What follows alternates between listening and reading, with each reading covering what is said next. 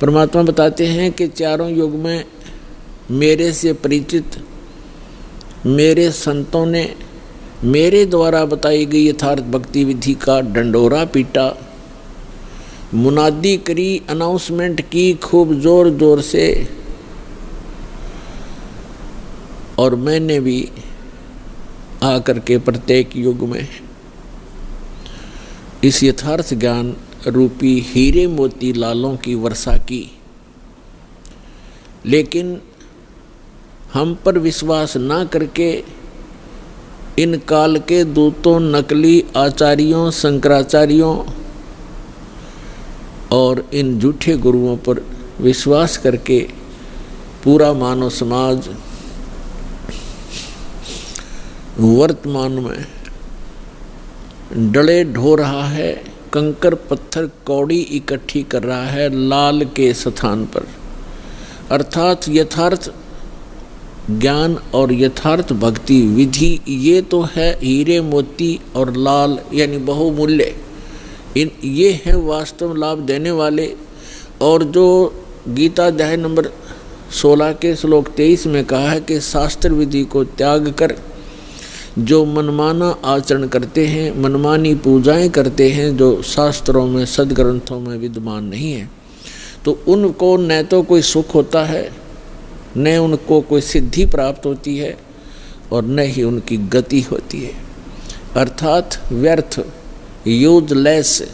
तो जो शास्त्र विधि को त्याग कर सदग्रंथों के विपरीत साधना है वो परमात्मा ने बताई है कि वे डले हैं, ढेल, ढेल माने डले, कंकर पत्थर जिनकी कोई वैल्यू नहीं है। चारों युग में संत पुकारे, कूक कहा हम हेल रे, हीरे माणिक मोती बरसे, ये जग चुगता ढेल रे। पर भी लेन जात है दुनिया, हमारा ज्ञान किने ना सुनिया। परमात्मा कबीर देव जी, कबीर साहब जी बता रहे हैं कि लोक वेद के आधार से, दंत कथाओं के आधार से शास्त्र विरुद्ध साधना करते हुए ये प्राणी कुंभ के मेले का अनुष्ठान करते हैं और पर भी लेने के लिए जाते हैं वहाँ कल्याणार्थ। उसके लिए भगवान बताते हैं कि जिस तालाब या सरोवर या दरिया में आप स्नान करने जाते हो कोई पर भी निर्धारित करके, आपसे पहले वहाँ उस तालाब में, सरोवर में, उस दरिया में मेंढक, मछली और बहुत से कीड़े मकोड़े पहले से विद्यमान होते हैं, जीव जंतु, और वो तो सदा ही उसके अंदर नहाते हैं, क्या उनका कल्याण हो जाएगा? जिस प्रकार उन मेंढक और मछलियों का कोई कल्याण नहीं हो सकता, इसी प्रकार आपका भी उस पर भी में नहाने से आत्म कल्याण नहीं हो सकता। आत्म कल्याण होगा अपनी सदग्रंथों श्रीमद् भगवद गीता में वर्णित विधि और उसके अनुसार की गई साधना से।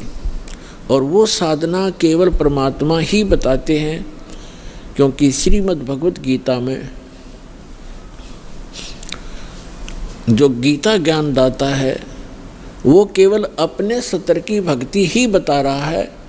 और पूर्ण मोक्ष यदि चाहिए अर्जुन किसी भी भक्त को, अर्जुन के माध्यम से सर्व मानव समाज को संदेश दिया गया, तो उसको चाहिए कि वो तत्वदर्शी संत की खोज करे और फिर उस परमेश्वर की शरण में जावे, उसके तत्वदर्शी संत के बताए अनुसार साधना करके उस परमेश्वर की शरण में जावे, जहाँ जाने के बाद साधक फिर लौटकर कभी संसार में नहीं आते। और गीता ज्ञानदाता अपनी सतीथि बताता है, अपना सामर्थ्य बताता है कि अर्जुन तेरे और मेरे बहुत जन्म हो चुके हैं, तू नहीं जानता, मैं जानता हूँ। श्रीमद् भगवद गीता अध्याय नंबर 4 के श्लोक नंबर 5 और 9 में, श्रीमद् भगवद गीता अध्याय नंबर 2 के श्लोक 12 में, गीता अध्याय नंबर 10 के श्लोक नंबर 2 में गीता ज्ञानदाता स्पष्ट करता है कि अर्जुन तेरे और मेरे बहुत जन्म हो चुके हैं, तू नहीं जानता मैं जानता हूँ। और अपनी साधना बताते हैं गीता अध्याय नंबर 8 के श्लोक नंबर 13 में, ओम इति एकाक्षरम ब्रह्म व्यवहारन माम अनुसमरन ये प्रयाति तजन देहम स याति परमाम गति। गीता ज्ञानदाता ये ब्रह्म है, श्री कृष्ण जी के अंदर प्रवेश करके बोलता है, ये ऐसे ही छल करता है। गीता अध्याय नंबर 4 के श्लोक नंबर 9 में ये स्वयं कहता है कि मेरे कर्म और जन्म दिव्य हैं, अलौकिक है।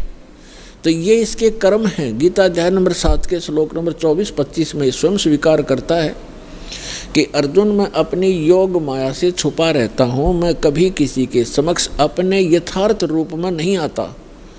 और ये मूर्ख लोग जन समुदाय मुझे कृष्ण रूप में, व्यक्ति रूप में आया हुआ मान रहे हैं, मैं कृष्ण नहीं हूँ।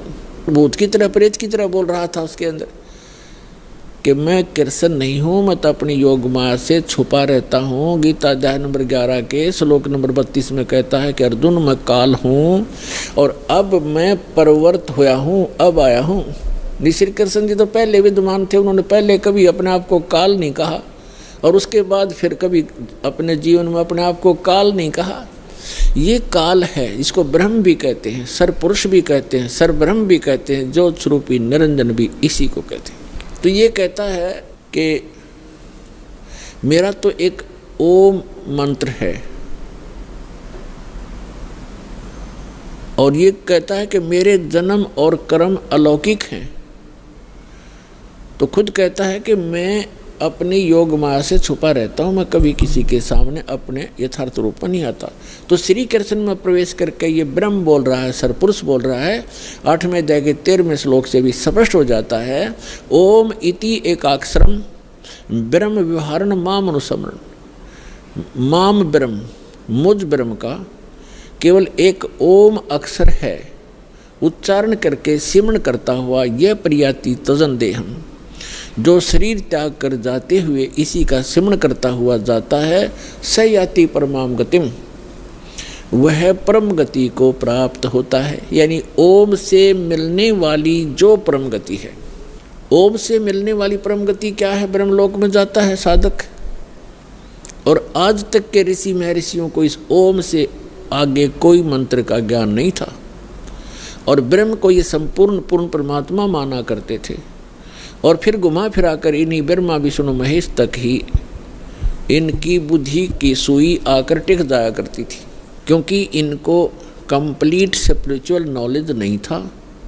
कारण क्या है कि वेदों में ज्ञान तो उस पूर्ण परमात्मा का अधिक है, ऐसे ही श्रीमद् भगवद गीता में ज्ञान तो पूर्ण परमात्मा का ही अधिकतर है, लेकिन पूजा की विधि केवल ब्रह्म तक की है।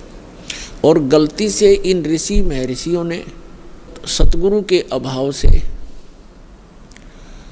इस ब्रह्म को पूर्ण परमात्मा भी कह दिया, इसको पूर्ण ब्रह्म भी कह दिया, इसी को पूर्ण ब्रह्म मान लिया ब्रह्म को, जबकि ये स्वयं स्वीकार करता है कि वो परम अक्षर ब्रह्म तो कोई और है, मुझसे भिन्न है और उसकी साधना करने से पूर्ण मोक्ष होता है।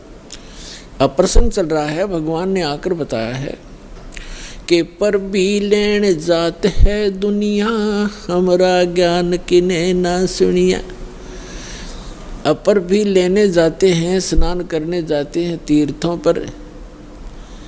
ये तीर्थ क्या है, ये तीर्थ क्या हैं, ये कैसे निर्मित हुए, इसके विषय में ब्रह्म पुराण में, ब्रह्मा पुराण में बहुत विस्तृत जानकारी है और विष्णु पुराण के अंदर भी। उसमें क्या बताया गया है कि जैसे किसी संत ने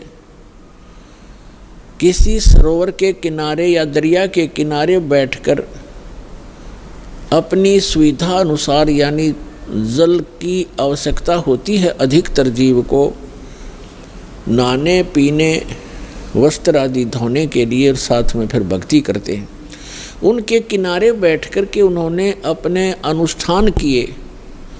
जैसे भी उनको गुरु मिले, जैसा भी वो अध्यात्म मार्ग से परिचित थे। उस आधार से उन्होंने वहाँ भक्ति करी बैठ के,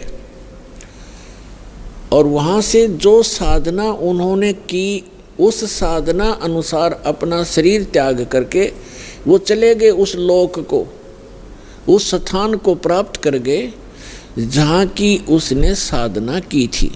अब बाद में उसकी यादगार में उस महापुरुष ने वहाँ शरीर तो छोड़ना ही होता है, उसकी यादगार बना देते हैं।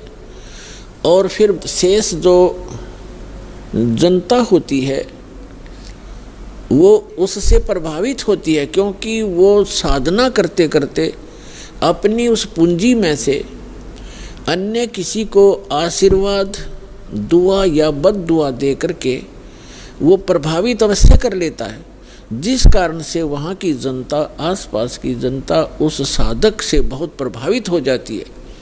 उसके बाद उसकी मृत्यु के उपरांत वहाँ एक उसकी समाधि बना देते हैं, वहाँ पूजाएं शुरू कर देते हैं और फिर उसको वहाँ उसके मत्था टेकने लग जाते हैं और उसको तीर्थ नाम दे दिया जाता है।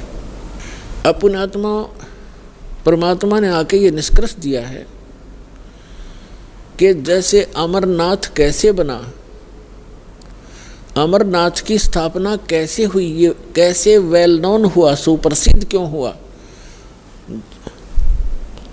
भगवान शिव ने पार्वती जी को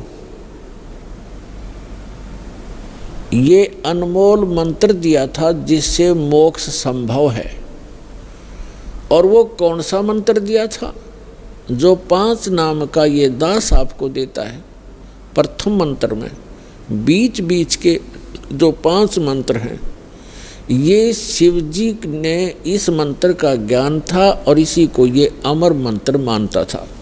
एक तो पुण्यात्माओं, हमें कंप्लीट स्पिरिचुअल नॉलेज ना होने से, संपूर्ण अध्यात्म ज्ञान ना होने से हम इन नकली संतों के द्वारा घने भ्रमित हो गए। हम क्या सोचते हैं कि गुरुजी ने मंत्र दे दिया, नाम दीक्षा दे दी, और फिर क्या होता है, उन भ्रमित लोगों के पास जाकर के आप उनसे फिर प्रभावित हो जाते हो, जिनको कंप्लीट स्पिरिचुअल नॉलेज नहीं है, जिनको पूर्ण अध्यात्म ज्ञान नहीं है। तो वो क्या पूछते हैं आपसे कि आपने दीक्षा ली है वहाँ से बरवाला से, कितने दिन हो गए? 1 महीना, 2 महीने, 1 वर्ष, 2 वर्ष, जैसा भी जिसको। फिर वो पूछते हैं क्या आपको भगवान दिखाई देते हैं, भगवान के दर्शन होते हैं? अब आपके पास इसका कोई उत्तर नहीं। तो पुण्यात्माओं, कहने का भाव ये है कि दास जो आज प्रसंग आपके समक्ष स्पष्ट करना चाहता है, एक विषय स्पष्ट करना चाहता है कि परमात्मा की प्राप्ति, मोक्ष की प्राप्ति परमात्मा के दर्शन से नहीं, उस परमात्मा के मंत्र से होती है।